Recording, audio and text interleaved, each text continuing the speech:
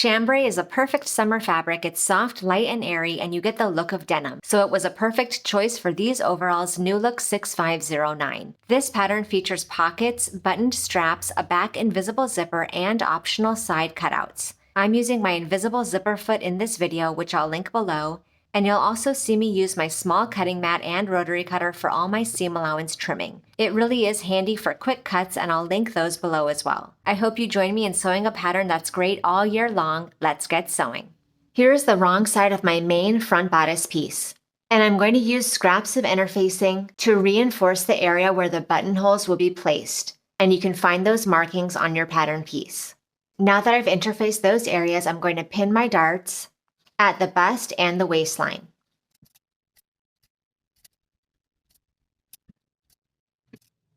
Now I'll sew each of my 4 darts from the outside edge to the point, leaving thread tails at each point so I can tie them in knots.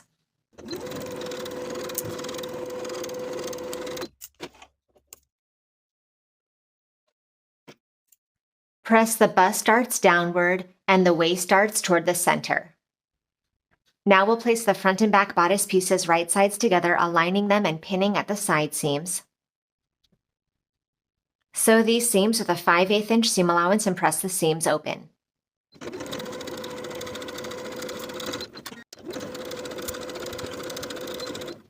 We'll construct the bodice lining in the same way as the main, omitting the interfacing for the buttonholes. So we'll start by sewing those 4 darts, and then attaching the back lining pieces. Fold each of your straps in half right sides together. Pin both of the long edges as well as both of the short edges without dots. Sew as pinned with a 3/8 inch seam allowance, leaving those dotted short edges open for now.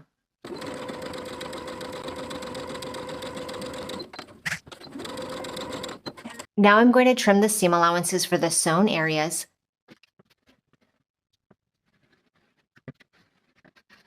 And turn these straps right side out and give them a good press.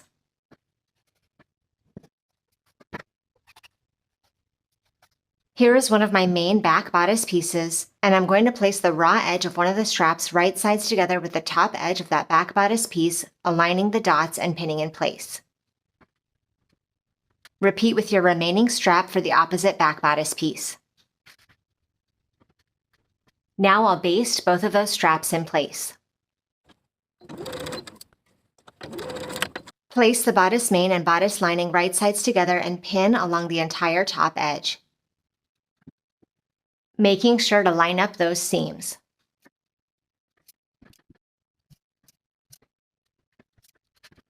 Sew with a 5/8 inch seam allowance, pivoting your way around the entire top edge.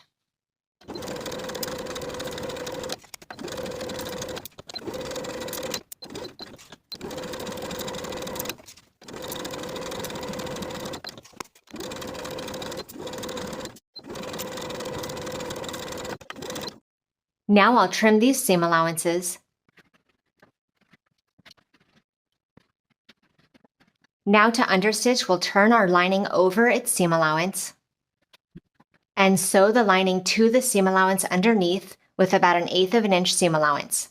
As you approach those top corners, your presser foot won't allow you to understitch all the way to the corner, so understitch as far as you can, backstitch to secure, and start a new set of stitches on the other side of the corner.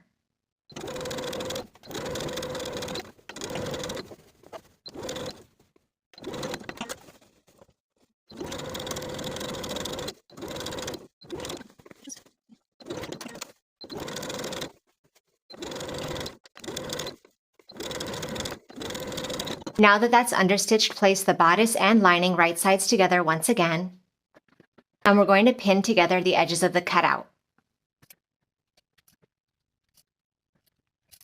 Now we'll sew these sections with a 5/8 inch seam allowance. Once we finish that first stitching, we're going to stitch once again right on top of our original stitching over both of those inner corners.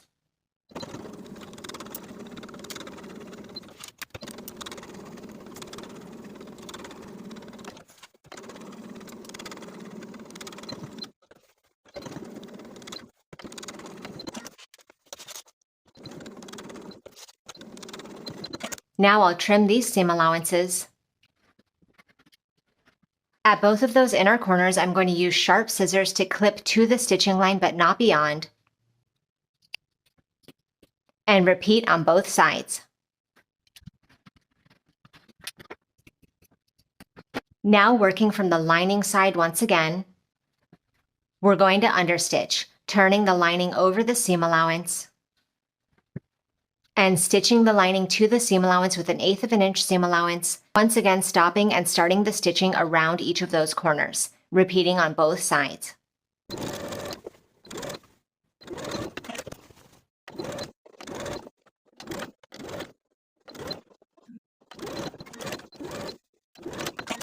Turn your bodice right side out. Give all of those sewn edges a good press. Then we'll go back to the sewing machine and baste each of the lower edges together.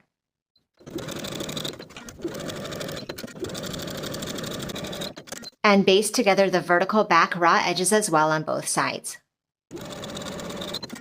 Here is the wrong side of both of my front pant pieces, and I'm going to pin the darts. Now I'll sew those front darts in the same way as we did for the bodice darts, and once they're sewn, I'll press them toward their respective centers. And then repeat to sew the darts for your back pieces. Now for each of my front and back pant pieces, I'm going to finish the raw edges of the inner leg seam, the crotch area, and the outer leg. Again, do this for both front pieces and both back pieces.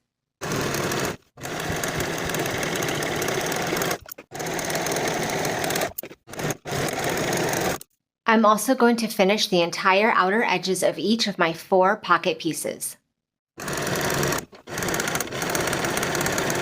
Now I'll place one of the pockets right sides together with the front pant piece, aligning the dots and notches and pinning in place.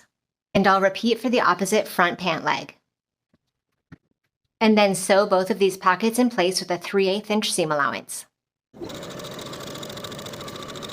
Then we'll turn each of the pockets over their seam allowance and give that seam a good press.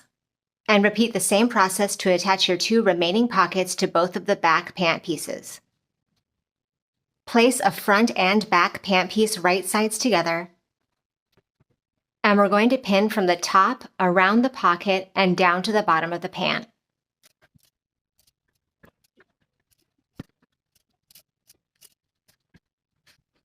Then we'll sew from the top of the pant to the dot transferred from the pattern piece around the pocket with a 5/8 inch seam allowance, pivoting once again at the second dot transferred from the pattern piece, continuing down with a 5/8 inch seam allowance to the bottom of the pant. Repeat for both sets of front and back pant pieces.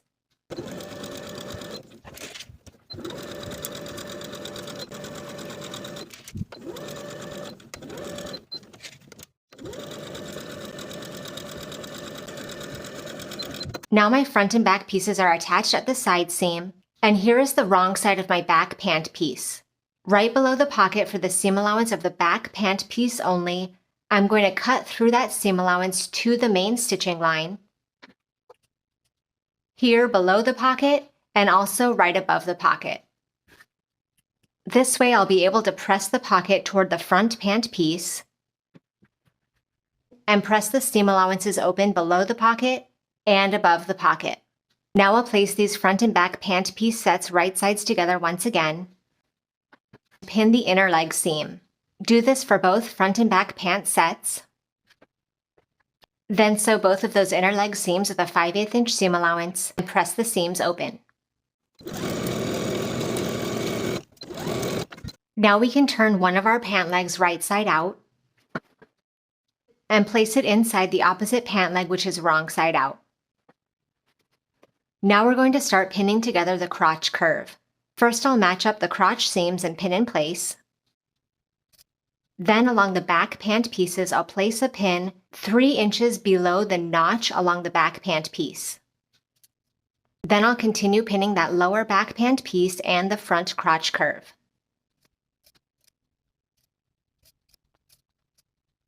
Now starting at the point that we marked below the back notch, backstitching to secure, sew from that back pant piece all the way to the top of the front piece with a 5/8 inch seam allowance. Once you finish that first set of stitches, stitch that same section once again over your initial stitching to reinforce this section.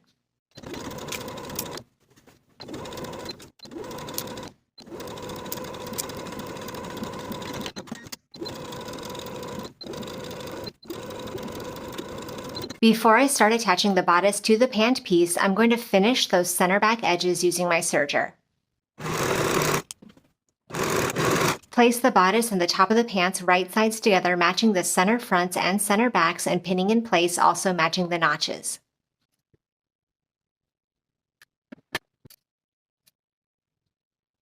Now we can baste the bodice to the top of the pant along the back and the front edges.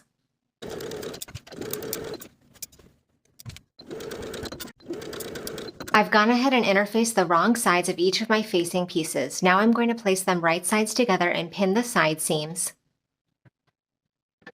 Sew those side seams with a 5/8 inch seam allowance and press the seams open.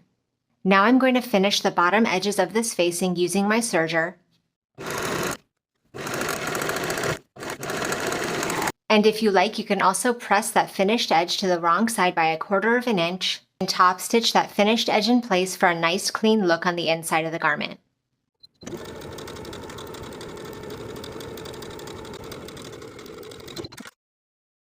Now we're going to start attaching this facing at the waistline seam. I'm going to place the facing so that it's technically right sides together with the pants, with the bodice sandwiched in between. So the right side of the facing right now is on top of the bodice lining.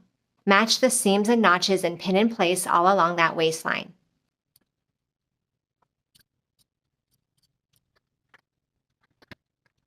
Now we're ready to sew the facing to the waistline with a 5/8 inch seam allowance.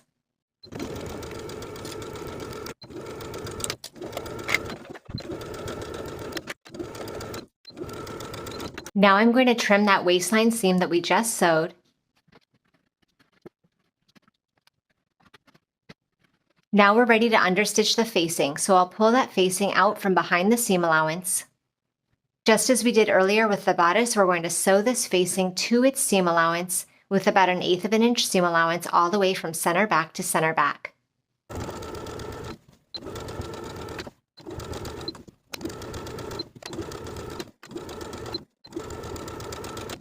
Now turn that facing to the inside of the garment and give it a good press. And then at each of the seams for the center front and both of the side seams, we're going to tack the bottom of the facing to the seam allowances on both sides.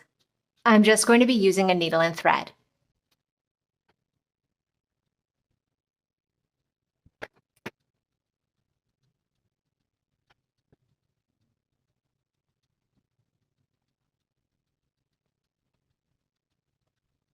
And then along the back raw edges of the facing, baste it to the pants at that back seam on both sides.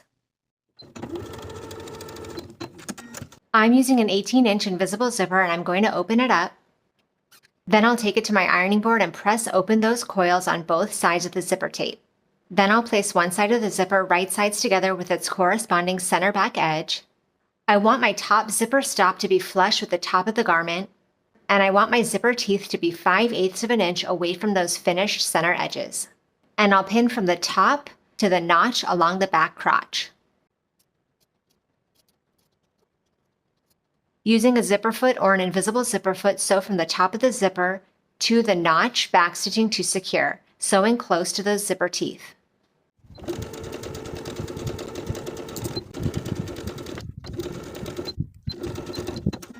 Now I'm going to turn the garment inside out, and I'll close my zipper, and I want to place that loose end of the zipper tape right sides together with the opposite center back edge in the same way as we did on the other side. Having the zipper closed temporarily will help us pin the landmarks of that waistline seam and the top edge to make sure that everything lines up perfectly. Once it's lined up, I'll pin in place, and then open the zipper once again. Now that I know that the top edge and the waistline are going to be lined up, I can finish pinning the zipper tape in place. I'll sew this side of the zipper tape in the same way as we did for the other side, from the top to the notch, backstitching to secure.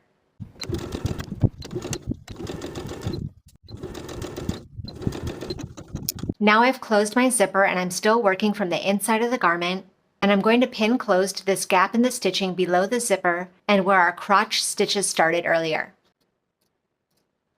Sew this area closed with a 5/8 inch seam allowance. I'm going to be using my zipper foot for this step.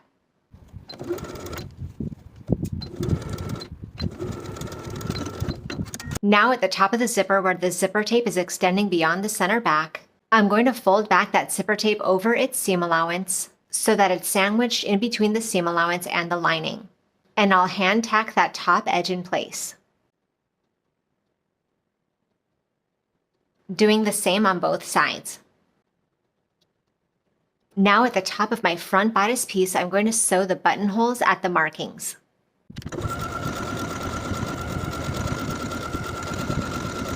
Try on the garment to mark where you want your buttons to go on the straps, and sew them in place.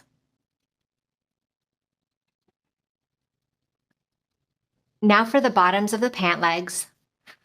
I finished the raw edges all the way around, and now we can press the hem to the wrong side by your desired amount. I'm going to press it by about 1 inch, doing the same for the bottoms of both pant legs. Then we can edge stitch close to the finishing stitches all the way around both pant legs. And now the overalls are complete. Thank you for watching this sew along. Make sure you subscribe to the channel so you don't miss future sewing tutorials, and I'll see you in the next video.